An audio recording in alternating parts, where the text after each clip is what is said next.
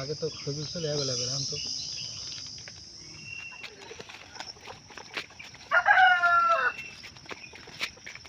অনেক সময় করবো ওটা পাতা জুম করে দিই। হ্যাঁ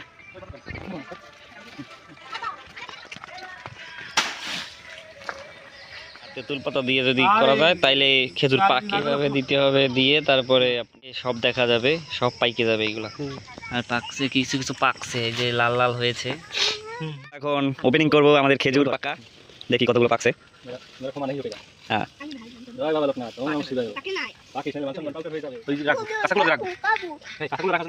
তুই আগ দেখালেও ভিডিও করে দেখছি, নিজের আঁকা নিজে ভিডিও করে নেটে সারিস, সবটা ভিডিও কর, আগ দেখালেও ভিডিও কর, সমস্যাটা কি তো?